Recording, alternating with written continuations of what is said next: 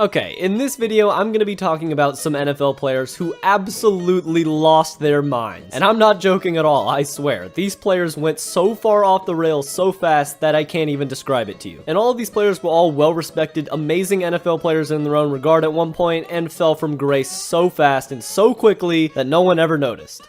So, throughout his NFL career, Earl Thomas was an incredible NFL safety. He was a 7-time Pro Bowler, 3-time All-Pro, he made the Hall of Fame All-2010s team, and on top of all of that, he was also one of the best players on the Legion of Boom Seattle Seahawks team that won the 2013 Super Bowl. So yeah, to say the least, Earl Thomas was a very impactful player. But out of almost completely nowhere, it seemed like Earl Thomas was having problems with his personality as well as with the Seahawks organization as a whole. It's almost completely confirmed that in the previous 2017 offseason, the Seattle Seahawks and Earl Thomas had some contract dispute issues, and Earl Thomas let them know exactly how he felt against the Arizona Cardinals when he did this. But don't worry, the Earl Thomas rabbit hole goes so much deeper, because if he didn't make it obvious already, he was gonna leave the Seahawks, and he did that exactly, and left for the Baltimore Ravens in the 2019 NFL season. This Ravens team that he joined would be 14-2 and led by MVP Lamar Jackson on offense, and Calais Campbell, Marlon Humphrey, and Earl Thomas on defense. And like always, Earl Thomas was an extremely vocal and impactful player, almost too vocal at times, because in the divisional round against the Titans, he made it very clear that they were gonna stop Derrick Henry and defeat the Titans easily. That's not exactly what happened. So yeah, after getting destroyed by Derrick Henry and the Titans, Earl Thomas moved into the offseason and hopefully was ready to run it back with a new and improved Baltimore Ravens team. They still had the MVP of the league, Lamar Jackson, and an incredible defense, so they were hoping to build off their success, and all Earl Thomas had to do was not do something extremely stupid. Well, unfortunately for him, that's exactly what happened. So, on a random night on May 7th, Earl Thomas was at his house with his wife until he left on a late night. It was at this time that his wife was wondering if Earl Thomas was a chronic alcoholic, so she decided to check his Snapchat and found that he was with another woman. So in order to confront him, she decided to bring 2 other women with her and a 9mm Beretta to go to Earl Thomas's Airbnb apartment and scare him. Now, what apparently she didn't know is that there was an entire magazine in the chamber and she could have killed Earl Thomas. The first thing that she did when she saw Earl Thomas was pull out the gun and put it to his head. The chances of Earl Thomas dying were extremely high at this point, and cops said that by the time they had arrived, they had found Earl Thomas running away from his wife, who was chasing him with a kitchen knife. An NFL player in his prime being chased with a kitchen knife by his own wife. My God, Earl Thomas, how does it end up like this? Oh, and anyway, it does not get better for Earl Thomas, as after going into training camp that year, he got in a fight with a teammate and was cut from the team, and he still doesn't have a job in the NFL to this very day. Alright, now we're going to talk about Adrian Peterson, and you all know who he is, right? He's one of the best running backs to ever play the game of football, and you could make the case he is the most talented running back of all time. But unfortunately for him, he has more skeletons in the closet than any running back I've ever seen in my life. Anyway, in 2011, Adrian Peterson was arrested after booking an apartment in an Airbnb, and okay, nothing good can come from that, but after booking the apartment, he walked in there with 4 women and his brother, who was a minor at the time. Lord have mercy. Adrian Peterson somehow was able to use another credit card and hide his identity for some time until things all broke loose. Because during that, party, I guess, Adrian Peterson was caught clogging the shower drain with another girl, and another woman got mad after seeing that. The two were reportedly yelling at each other for almost an hour, and the woman had claimed that she was emotionally attached to Adrian Peterson. But his response back was that he was engaged and had a child. Dude, you're both in the wrong here. Just stop. Anyway, the girl was upset and decided to contact the police, who decided to launch an investigation that literally lasted for months. Somehow, Adrian Peterson was able to get out innocent and cooperated with the investigation so well that he was able to get off without any charges. And honestly, you probably never heard about this either. So he did a really good job of not letting people know that this actually happened. And it wasn't until 3 years later when, yeah. In my last video, like I said, I also talked about this in even more detail, but basically, Adrian Peterson took a tree branch and beat his child with it.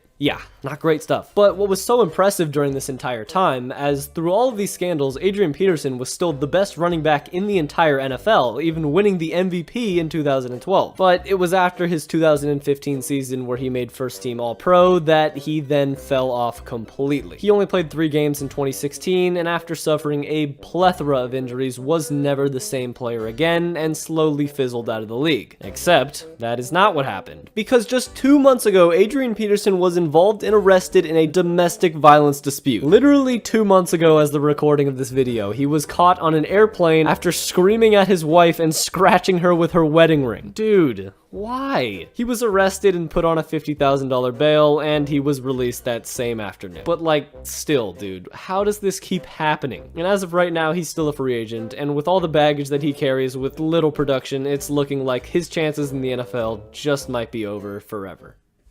Alright, well, come on, I had to. When you thought about a player that fell from grace, this had to be the first guy that you thought about. Good old Antonio Brown. Alright, well, if you remember, Antonio Brown was once the best wide receiver in the NFL, and it wasn't even close. The man made first team All-Pro for 4 years in a row, and in his last season in Pittsburgh in 2018, he was still an electrifying, amazing wide receiver. But things weren't as smooth as last year, as in the last game of the year against the Bengals, a must-win for the Steelers in order to have a chance to get into the playoffs, Antonio Brown was benched because during practice he had reportedly left when Ben Roethlisberger and him got into a fight. And then he showed up on game day fully expecting to play after leaving practice, and the coaches didn't let him play, and he got pissed and just left. And if you know absolutely anything about Antonio Brown, you would know that is just barely the tip of the iceberg. Quickly after that, he would be traded for a few picks to the Raiders, and oh boy, would things fall apart so quickly, it's insane. Alright, well, quickly after joining the Raiders, he had a problem where in a cryotherapy machine, he decided that he didn't want to wear proper footwear, so he ended up getting frostbite all over his feet. Dude, this was literally just to treat his feet and make him feel better after some practice, but he did the complete opposite and completely mangled his feet. So going into his first training camp, Antonio Brown arrived how no one else would, as he came in a literal hot air balloon. Yeah, and now that the snowball's rolling very quickly on, he said that he would refuse to play unless he was able to wear his old helmet he wore in Pittsburgh. But the NFL had released some new safety protocols with their new helmets, and they demanded that his new helmet either be upgraded or go get a new one. But Antonio Brown refused to do that and decided to file a grievance against the NFL, forcing them to make him use his old helmet. He decided to try and spray paint his old helmet with Raiders colors to try and fool the NFL. And after some unnecessary conflict, he was able to get a new helmet and move on. Shortly after that, Antonio Brown was fined $54,000 for missing team workout. Not only that, but Antonio Brown was screaming at Mike Mayock, who was the general manager of the Raiders at the time, and called him some words that you shouldn't call other people, and then he leaked a phone call with him and John Gruden. As now with new evidence coming out, Antonio Brown had thrown furniture at children by accident, had a problem leaving an entire fish head in a refrigerator, had sent some weird texts to people, and multiple sexual assault allegations. All from one guy in one offseason. Yeah, unless you were there, I really can't explain to you how insane the Antonio Brown saga was. And although he truly didn't fall off like most guys did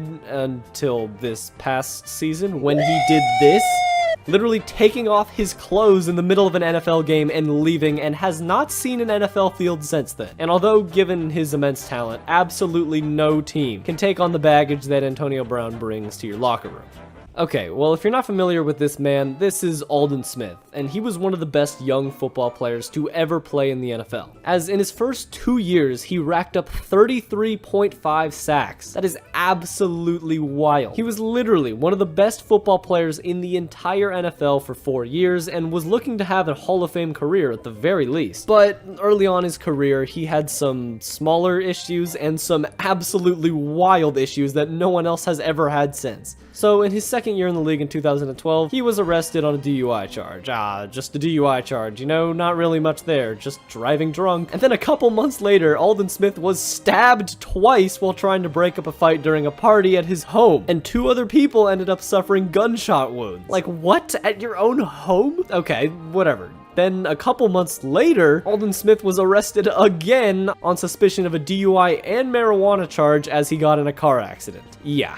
And at this point, his career was already falling apart, which was such a shame because he was literally one of the most talented players ever. I'm not lying. And then a couple months later, they did a trial for that party that he had at his house, and he was accused of shooting a gun into the air and just owning the illegal firearms as a whole. And he would face weapon charges for that, and things wouldn't go well from there. Then in 2014, Aldon Smith was arrested for making a false bomb threat at an airport. God, like, what are you doing? And then the 49ers had enough and decided to suspend him for 9 games to start the 2014 NFL season, and as you can predict, things only got worse. And now we move on to 2015, where Aldon Smith was arrested again for another alcohol-related driving case. And now the 49ers actually had enough, as they just straight up cut him after his DUI arrest. And you'll never guess which team decided to pick him up. Yep, the Raiders swooped him up on a 1-year deal despite all of the problems that he showed before. Hours, and I mean hours after Aldon Smith signed with the Raiders, his county attorneys filed 3 misdemeanor charges against him: a DUI, a hit and run with property damage, and vandalism. And it was also reported that Aldon Smith not only did do all of these things, but it was to his teammate at the time, Colin Kaepernick's car, after a fight over a girl. Ugh. So now, 9 games into the 2015 season, the NFL themselves decided to suspend Aldon Smith for an entire season. So what did the Raiders do? They re-signed him. Anyway, now, also while being suspended, Aldon Smith is detained by police after a car he is riding in strikes a San Francisco police vehicle. Now, flash forward to 2018, where police are looking for Aldon Smith after he fled the scene because the police were alerted on a domestic violence complaint. And finally, after like 10 DUIs and 10 domestic violence charges, the Raiders decide to cut the man who hasn't played for them in 3 years at this time. And unfortunately for Aldon Smith, he did get another chance with the Cowboys and blew it again. So honestly, this fall from grace was too quick and honestly really, really sad. But if you enjoyed this video, then like and comment because it really helps a lot. And watch one of these videos on the screen right here. They're really good, trust me. Anyways, until next time.